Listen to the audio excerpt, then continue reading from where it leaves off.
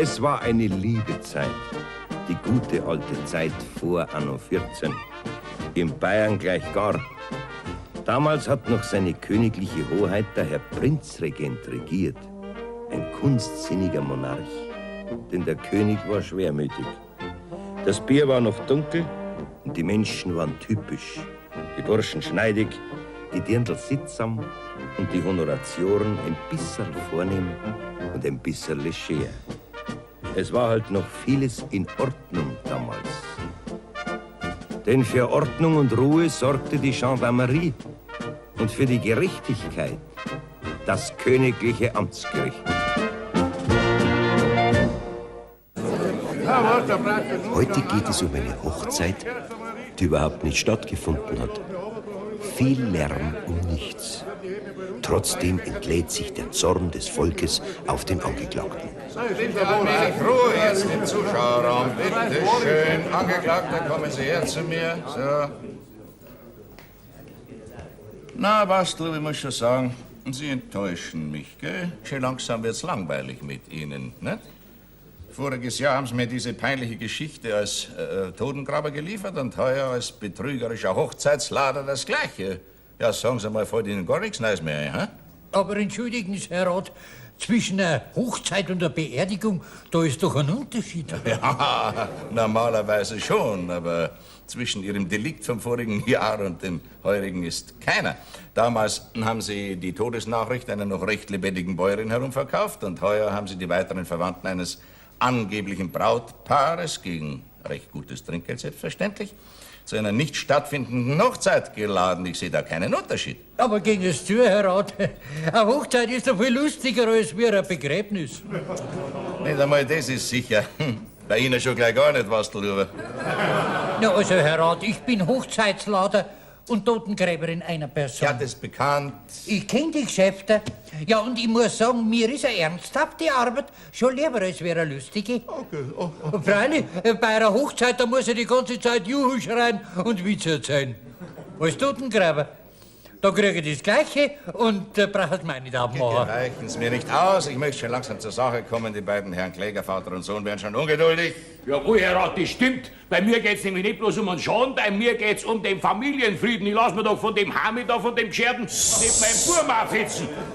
Ich bin kein Hetzer. Bis zu der Gaudi hat mein Anderl noch nie ans Heiraten gedacht. Oh, ist ja hochinteressant. Und jetzt denkt er da dran, ja? Jawohl. Und das jeden Tag. Ja, das ist auch nicht mehr zu früh.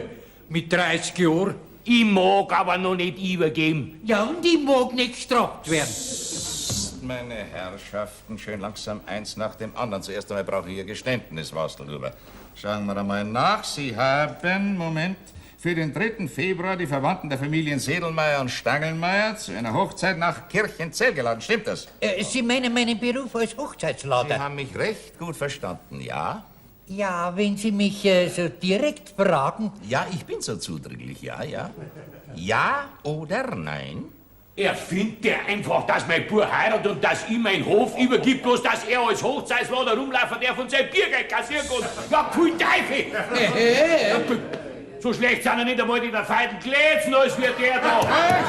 Also bitteschön, Herr Rat, nehmen Sie mich gegen den seine Beleidigungen in Schutz, indem dass ich eigentlich ein angesehener Ehrenmann bin.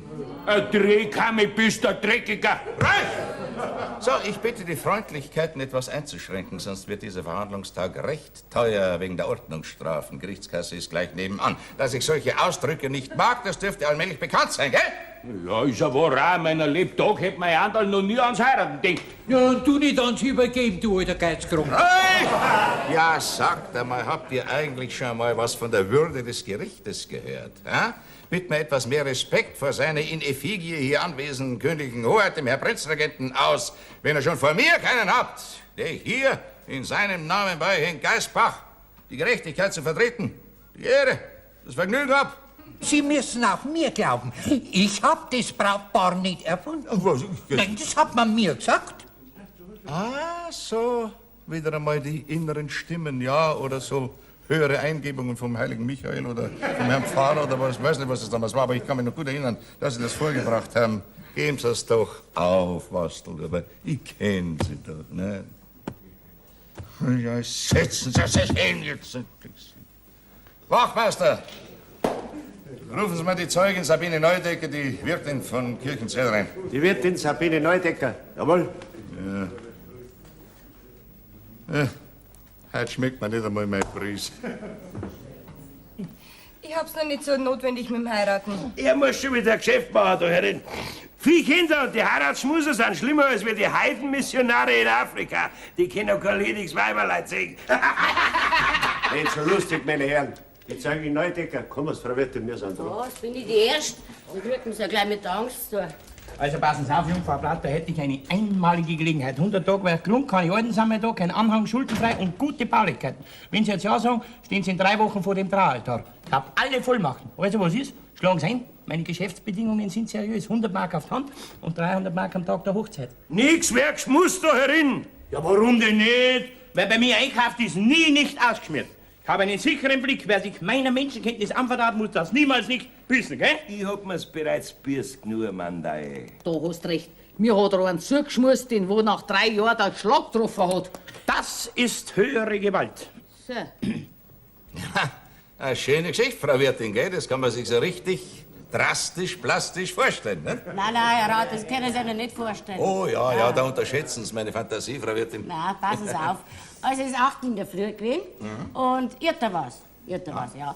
Da kommt als erster der Gottmauer mit seinem neuen Gassenschlitten daher, mit seiner Bayerin, nicht? Und tut einen Juschrei wie ein Junge und steigt ab, nicht? Ja, sage ich, was ist denn in den Gottmauer gefahren? Hat die Bürgermeisterei narrisch gemacht, nicht? Er pfeift und tut nochmal einen Juschrei. Ja, nochmal. Ja, hilft seiner Bayerin beim Aufsteigen und packt's beim Arm und fährt's auf die Tür zu, nicht? Ja. Und jetzt habe ich mich überhaupt nicht mehr ausgekannt. Ja. Erst, wie er in der Flätzherin gestanden ist und nach den Musikanten gefragt hat, da ist mir eine Leuchte aufgegangen. Ah, so, sagst du. Ja, der Mann muss ja denken, bei uns ist eine Hochzeit. Entschuldigen Sie bitte. Ja, bitte. Wenn bei uns eine Hochzeit ist, nicht? Dann wird jeder kleine Gast bei dir eine Blase mit am schneidigen Marsch. Und das ist schon schön. Ja, Frau Wirtin, wenn Sie so weiter erzählen, dann brauchen wir 3 Termine. Ich bitte um einige Beschleunigung. Außerdem mit den Hochzeitsbräuchen, da kenne ich mich aus, gell? Nein, Herr Rat. Sowas haben Sie noch nie gehört, Ja, nicht? doch, glaube ich schon. Also kam ist der Kottmann da, juchzt auf den Hof draußen schon wieder und nochmal und aber wieder und schlien von daher, wie bei einer echten großen Bauernhochzeit. Und alle Leute haben das große Gewand und nicht, ja. Und gut 60 Leute sind auf die Weise bei uns in der Stumme, nicht? Reden und ratschen und sind Schnackerl für die, weil die später ja gar keinen Zweifel nicht mehr gehabt haben, dass vielleicht falsch gegangen waren. Ja. Gerade muss ich halt, die hat gefällt. Hat gefällt, ja. Das ist nachher den ersten Mehreren aufgefallen, nicht? Und sie haben nach dem Brautpaar gefragt. Doch, so ist es, oder? Ja, sag ich, Brautpaar haben wir keins. Ich weiß nichts von der Hochzeit. So leid's mir dort Bayern bei uns heiraten niemand. Wer denn soll denn heiraten? Ach so, der Sedelmoor-Anderl und die Stahlmoor-Karte. Ja, sag ich, da weiß ich nichts. Da ist mir nichts bekannt. Da hab ich noch nie etwas gehört, dass die zwei miteinander gehen. Nicht, ja. Naja, und da sind sie nachher allesamt zum Sedelmoor mit den Hochzeitsleuten. Und mei, das ist erst der Gaude gewesen. Ja, das ist ein Gaudi. Der Bräutigam ist gerade auf dem Misthaufen gestanden und hat Mist aufgeladen, wie seine Hochzeitsleute gekommen sind. Gerndl, du hast gerade Mist aufgeladen, wie deine Hochzeitsleute gekommen sind. Herr Rat, ich rede nicht von der Blamage, für sowas kriegt man nichts, aber der Unfried jetzt in der Familie. Nein. Die aufputzten Hochzeitsleute und der Bräutigam auf dem Misthaufen. So Ich finde das gar nicht so lustig, Frau Wirtin. Nicht wahr? Vielleicht darf ich Ihre strahlende Heiterkeit ein kleines bisschen abbremsen. Die Geschichte ist ein kleines bisschen anders. Der Angeklagte hat nämlich nicht nur aus Spaß so gehandelt, sondern aus ganz gewinnsüchtigen und habgierigen Motiven heraus. Und dadurch ist für viele Leute großer Schaden entstanden. Zeitverlust, große Kosten sind entstanden, etc., nicht? Ja, entschuldigen Sie, Herr Rat, aber das Hochzeitsladen, das ist ja mein Beruf. Ich mach sowas durchaus nicht zum Spaß und zum Vergnügen. Eben, Wastelhuber, das sage ich ja gerade. Gar nichts von Spaß, nicht wahr? Sie haben die Verwandten dieses angeblichen Brautpaares quasi beruflich betrogen. Ja, da weiß ich nichts davon, außerdem ist mir das wurscht. Ja, das glaube ich Ihnen aufs Wort. Setzen Sie sich hin, ich habe mit der Frau Wirtin noch was zu reden. Frau Zeugin, was haben denn die Hochzeitsgäste so gemacht, wie sie gemerkt haben, endlich dass Sie diesem staubigen Bruder da auf den Leim gegangen sind? Hä? Ja, mei, die einen haben geschimpft, die anderen haben gelacht. Aber der Bier haben sie allesamt getrunken. Das Und darf es ist noch recht lustig geworden, wirklich. Ja, recht lustig. Ja. Ne? Ganz gleich, wie und was, das wird lustig. Ne? Ja, wir sind gern lustig. Ja, ich wäre das auch ganz gern, nicht wahr? Aber bei euch vergessen. Noch eine Frage. Hat sich der Hochzeitslader überhaupt bei seinen ausgeschmierten Gästen einmal sehen lassen an dem Tag? Nein, hat er nicht. Ja, ich war damals dienstlich verhindert. Dienstlich? Ich hab grad was gehört von doppelter Buchführung, nicht wahr? Kein Leich, keine Heirat und dann dienstlich verhindert. Der hast versucht. 3 Tage ist er von Gorsbach nicht mehr heimgekommen. Und bei mir hat er nicht einmal mehr seine Schulden zahlen können. Ja, aber zur Hälfte, gell? Jetzt sind es bloß mehr 2,50 Mark billig. Und bis auf 5 Mark habe ich ja Kredit bei der Frau Wirtin. Ja, setzen Sie sich hin. Frau Wirtin, was meinen Sie denn, dass der Hochzeitslader da mit seinen Schwindeleinladungen ungefähr verdient haben könnte? Ganz wenig. Ja, also 2,50 Mark hat er bei mir gezahlt. Ja. Magel hat ein paar versucht. Ja. 5 wird er zu Gorsbach gebraucht haben Ja. und 2 zu Dirling. Ja. Und 5 wird er wahrscheinlich so heute abgenommen Ja. haben. Macht zusammen 5 und 3 macht... Beiläufig 20 Mark. Ja. Mei, das war recht. Einen Moment, Wastel, aber Sie dürfen gleich reden. Noch bin ich mit der Frau Wirtin nicht fertig. Wie viel gibt man denn einem Hochzeitslader so ungefähr für so eine freudige Benachrichtigung? Ein Magel vielleicht, hä? Nein, ein 50 vielleicht und ein 50 Schnaps oder ein warmes Mittagessen. Ja, gell, nicht einmal ein Zehnerl krieg ich überall. Ah, Liesing, irgendwo oder manchmal sind sogar ein Magel. Dankeschön, Frau Wirtin. Ich brauche nichts mehr von Ihnen. Sie können Platz nehmen. Danke sehr. So, Angeklagter, jetzt äußern Sie sich zu den Darstellungen der Frau Zeugin. Ja, mei, was soll man da sagen? Frau Wirtin und ich, wir sind alte Geschäftsfreunde, nicht? Da lasst ihr nicht viel sagen. Jetzt, wo ich Sie reden lasse, gell, jetzt fällt Ihnen nichts mehr ein. Mit anderen Worten, Sie geben alles zu.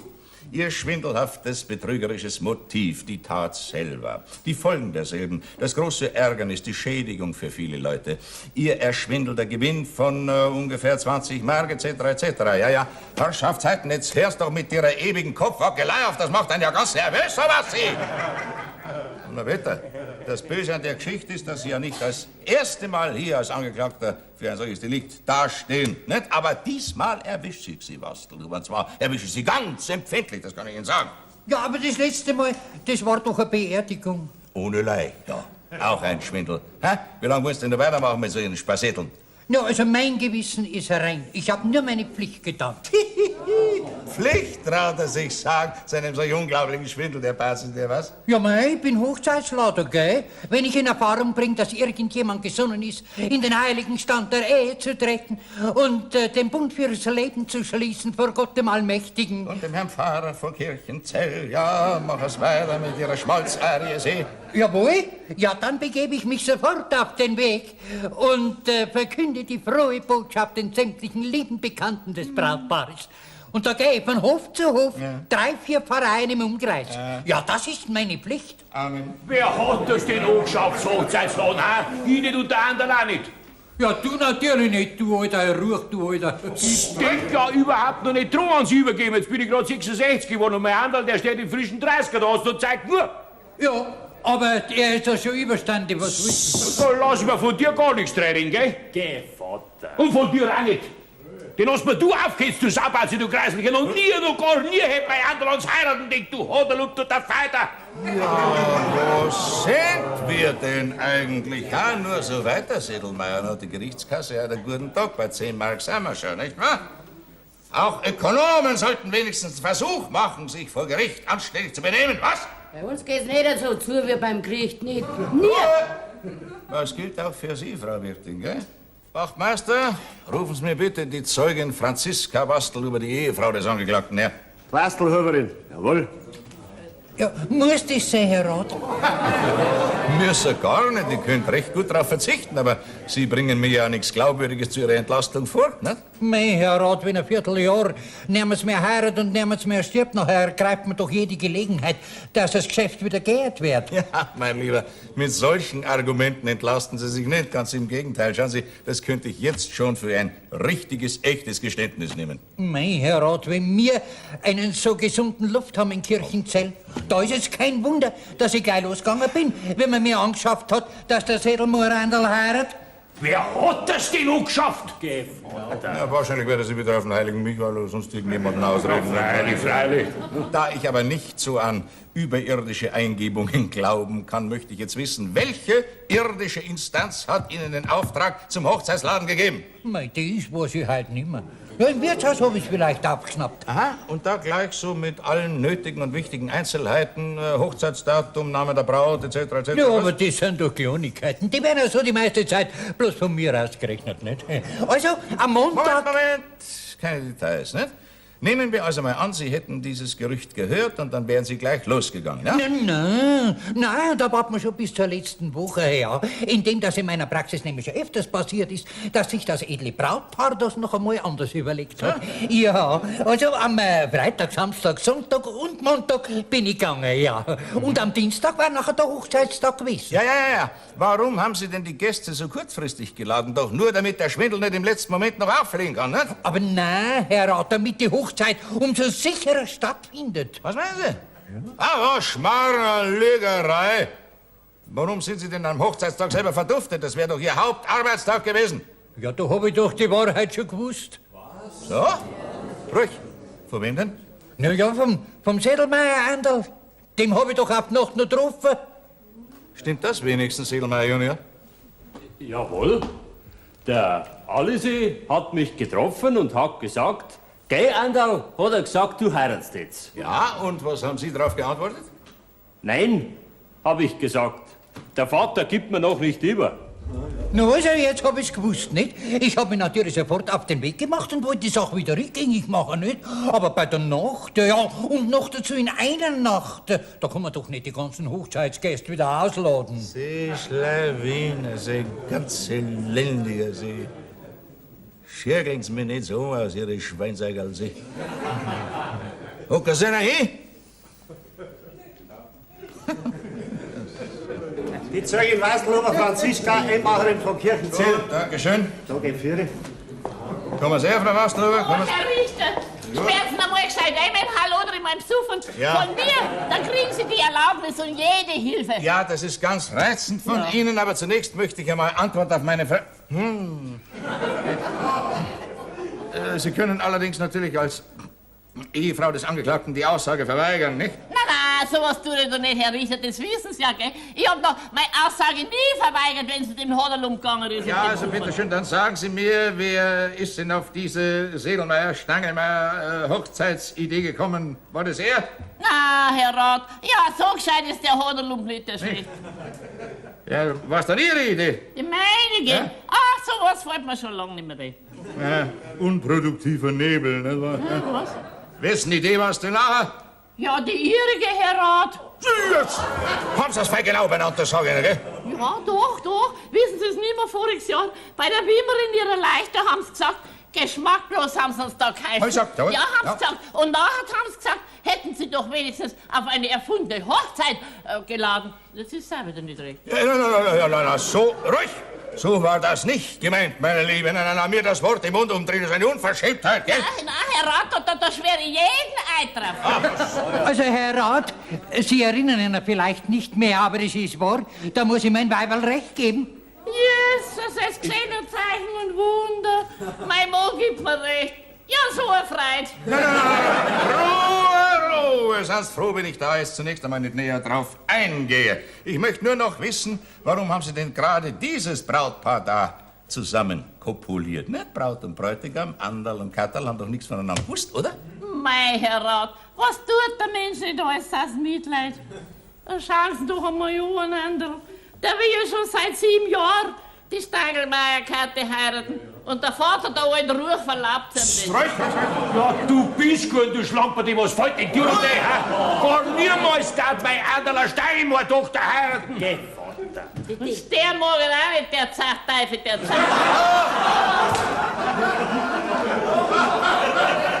Ist er doch nicht gut geladen? Wir haben einen zugesunden Luft. Wachtmeister, bitte rufen Sie mir die Zeugin Stagelmeier Katharina herein. Stagelmeier Katharina, jawohl. Und jetzt Platz wechseln. Sie gehen hinter auf die Zeugenbank und der Sedelmeier Junior kommt zu mir her. Zu Befehl. So, Anderl. Was sagen denn Sie zu Ihrer erfundenen Hochzeit mit Stagelmeier Kathi? Hä? Vor mir brauchen Sie doch nicht dumm stehen, Anderl. Gefällt Ihnen die Kathi, hä? Lass dich nicht aufhetzen, Bub. Ja. Ja? Ja. Gut, na sagen Sie es ihr gleich selber. Da. Die Zeugin Stagelmeier Katharina, Bauerntochter zu Kirchenzell. Ist recht, so, komm mal's her, Frau Zeugin. So, komm mal's näher, ganz nah zu mir her, so. Ah, ja. No, also einen ganz schlechten Geschmack kann man dem Erfinder dieser Braut ja nicht nachsagen, nicht wahr?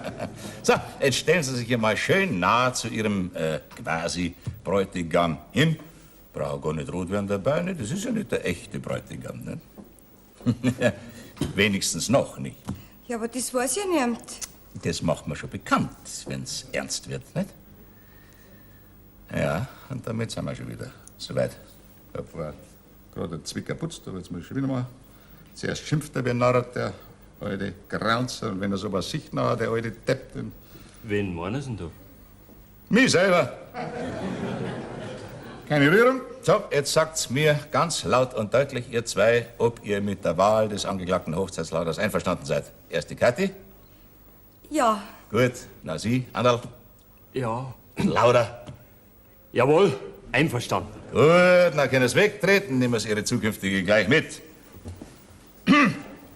Im Namen seiner Majestät des Königs, bzw. der königlichen Hoheit des Herrn Prinzregenten aufstehen. Ja, wunderbar, steht schon alles.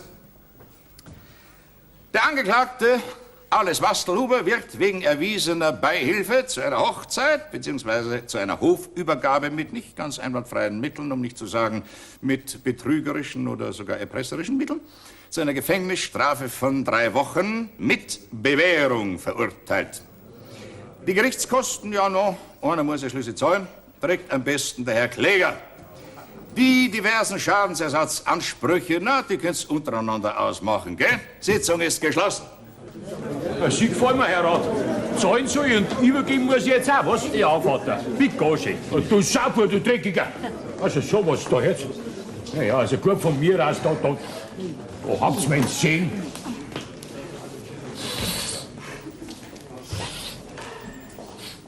Was wollen denn Sie, was lieber? Da geht's gut, Herr Rat. So, na, mein Lieber. Eine erfundene Hochzeit ist halt doch lustiger als eine erfundene Leich, meinen Sie nicht? Ja, aber ein Leichhäutlinge. Oh!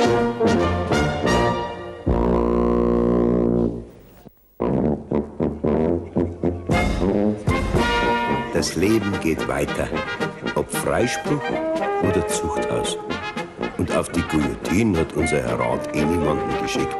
Seit Giuseppe ist bei uns niemand mehr gestorben. Wir haben einen zugesunden Luft. Jetzt gehst du auf Weg mit Ihrem Schmierkalender da. Ich sag auch, eine Hochzeit ist mir auf jeden Fall lieber als ein Leich, nicht? Obwohl ich Ihnen die eine noch die andere mitgemacht habe. Das heißt also, als Zuschauer schon, aber nicht als Betroffener.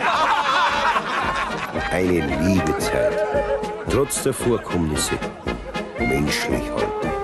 Und darum kommt es immer wieder zu diesen Szenen im Königlich Bayerischen Amtsgericht.